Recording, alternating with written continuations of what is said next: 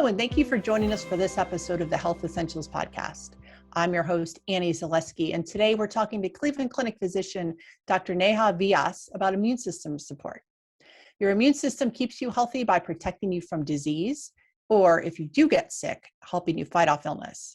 That's one major reason building a strong immune system is so important. Dr. Vyas is here to explain ways you can prevent illness by being as healthy as you can, and what helps you recover if you do get sick. Dr. Vyas, thanks for being here. Let's first start with a brief overview. What is the immune system? Well, Annie, the immune system is actually a group of cells, tissues, and organs in your body that work together to fight infections. So how does it kind of keep us healthy then? Talk about, and why is the immune system sort of our defense against these things? That's a great question. There's many different ways that that the immune system keeps us healthy. And first and foremost, it actually fights the germs. And by germs, I mean bacteria, fungi, parasites, and viruses. It also recognizes and neutralizes some of the harmful environmental substances that we encounter so that we keep from getting sick. And it also can fight diseases that are internal within us, such as cancers. And it does that in a twofold mechanism by one thing called innate immunity, which is the immunity that we have as we're born and as we develop, and also by another entity called adaptive immunity, which is the immunity that we create when we are exposed to a potential foreign entity. Wow, that's kind of amazing. So obviously this is something that's just, so important throughout our entire life to kind of keep healthy. So let's talk about some of the ways you can kind of support your immune health then. So first off, getting vaccinated annually against the flu and also getting a COVID-19 vaccine are crucial to keep illness away. So why are both of these things so important? Well, as we said before, the vaccines actually help generate that adaptive immunity towards that particular virus, either the influenza virus or the COVID virus. So it's a really important step in making sure that if and when we do get exposed to those particular viruses, that we have what it takes to fight them. Getting enough sleep is also key. So why is sleep so important to maintaining our immune health? Well, think of ourselves as the battery or an iPhone that needs to be recharged. Sleeping allows us to recharge our immune system. Without the sleep that we need, we are running on empty, so to speak. And imagine if we haven't been getting enough sleep, we go several hours or several days without sleep, then when it comes time to fight these particular viruses, bacteria, organisms, we don't have the strength and we don't have the immunity necessary to do so. So how much sleep should adults aim to get per night to kind of recharge our batteries? Well, that's variable between different people and certainly different stages of our lives. Most healthy adults can get around 6 or 7 hours of sleep, but some people need more. And certainly as we age, we may need more sleep because the sleep that we do get is fragmented. And also our younger populations definitely need more sleep. And along with that, some people may actually need a small nap throughout the day to get going as well. Excellent. So if you take a nap at lunchtime, you are totally justified. You didn't hear it from me, though. So hand hygiene is also very important for immune health. And so why is this in particular so key to good health? And what are some best practices people should follow? That's a great question.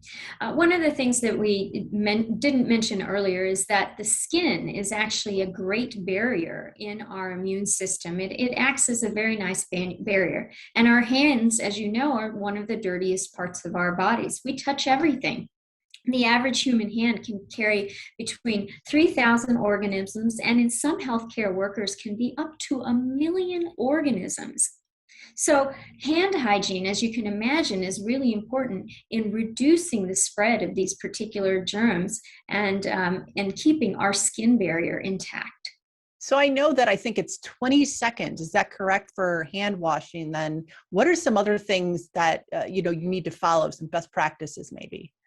That's a great question. So hand washing certainly important, which is getting a good soap and lathering up if you can, for those people who have a lather soap that's capable of lathering up, and making sure that you rinse well as well. And the old adage, singing happy birthdays, it's about the length of that song, which is helpful as well.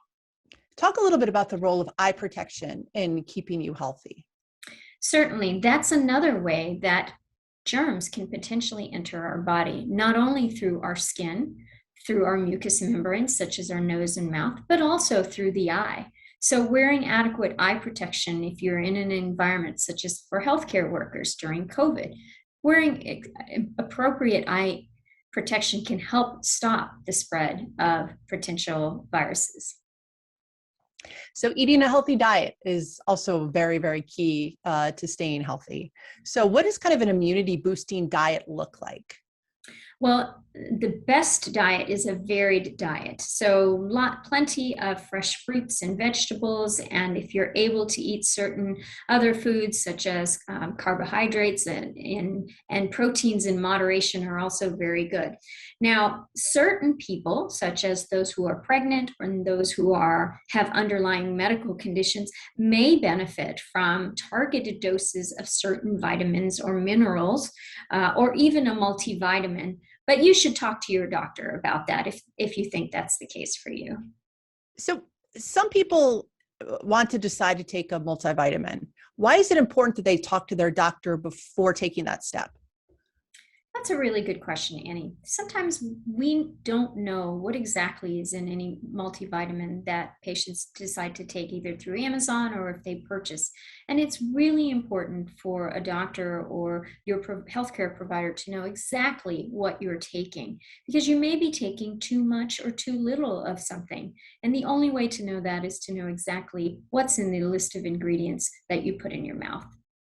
So I want to talk about a few of the other things you can do for immune health that people might not necessarily be aware of, and it's the role of clean air in good health.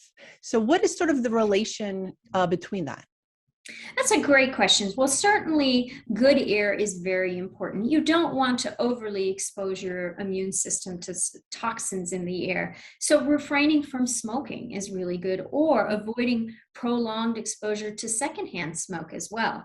And if you do have to be, if you're in a profession or an environment where you do have quite a bit of exposure to exhaust fumes or dust particles, it may be helpful to purchase a purifier for your air.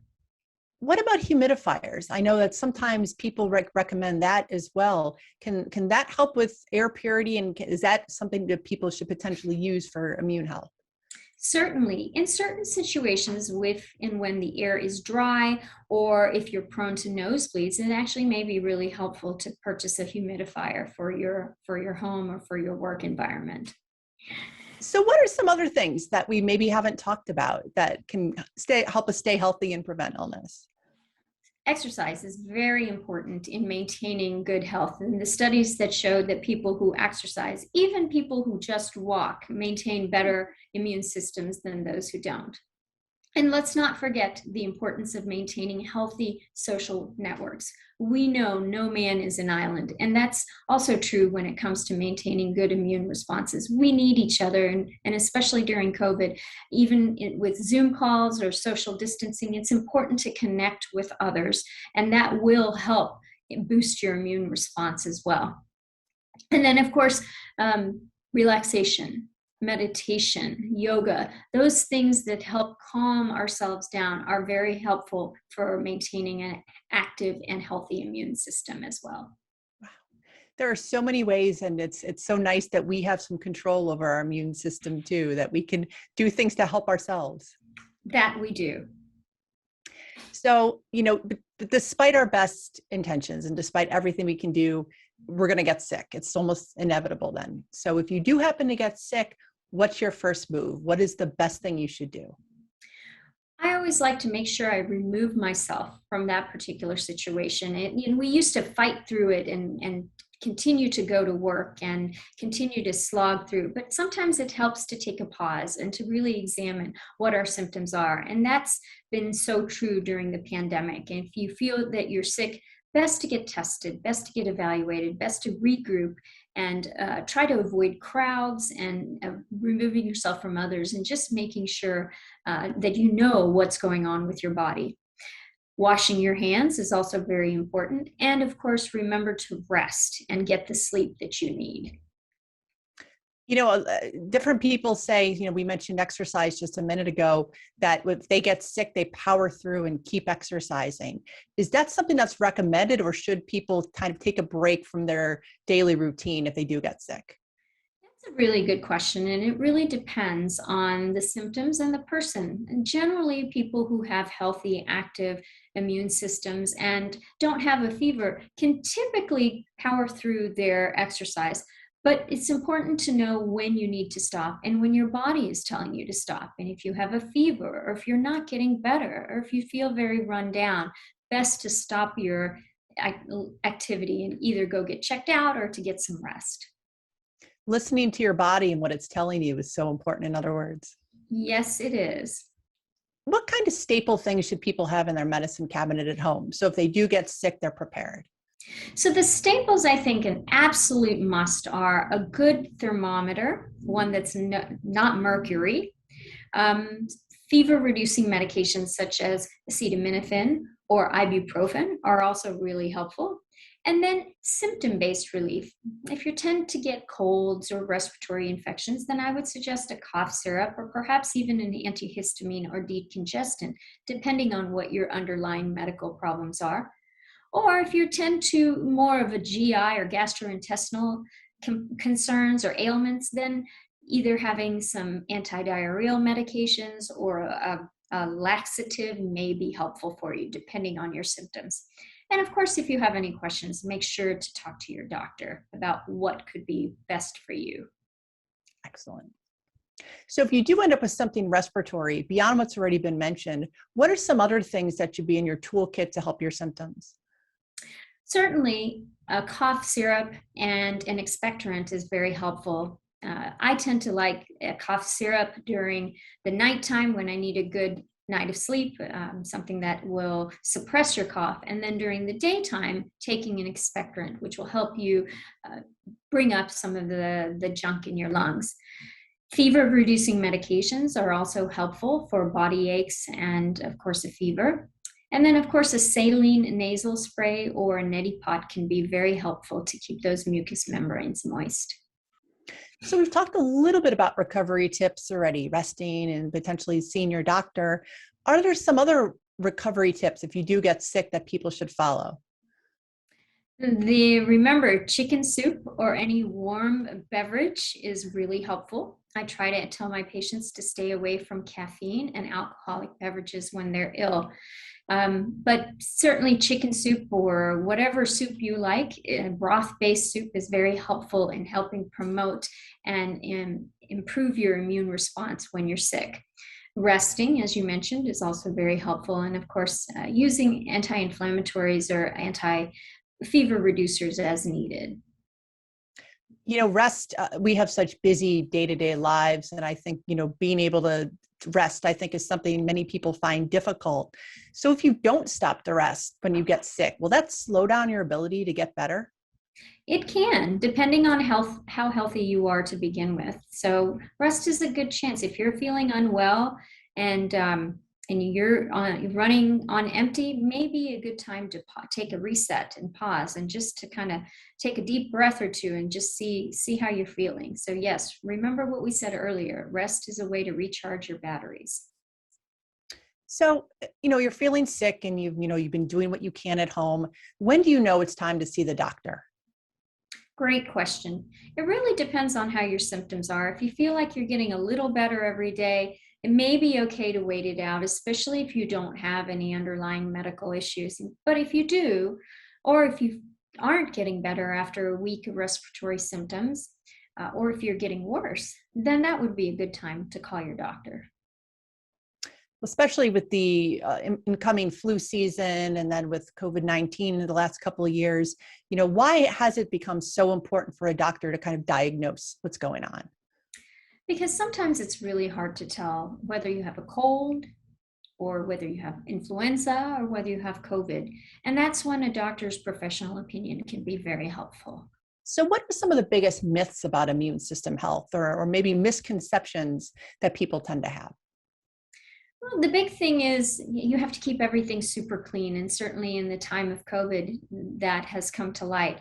And there is some evidence to show that the indoor microbiome, or the germs that we have inside in our environments, may actually be beneficial, and that may include pets as well. People tend to think pets are dirty, but there are some studies that show that exposure to pets, especially at an early age, may actually help promote a healthy immune response. Wow, that's very surprising. That's very cool. So when your kids beg to get a pet, you should say yes. It may not be a bad idea, and it's okay if you don't get to dust every week. So are there any final thoughts or information we haven't covered that you feel is important to share with our listeners?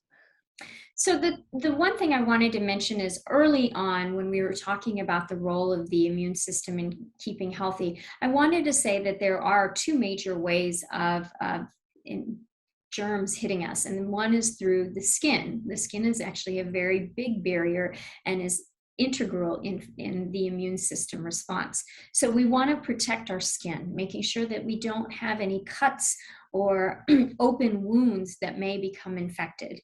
And then, of course, our mucous membranes are another way that organisms can enter, either through the mouth or the nose. That's that moist tissue that is in your mouth and nose. And that's why masking is still very important to stop the spread of not just COVID, but other germs as well.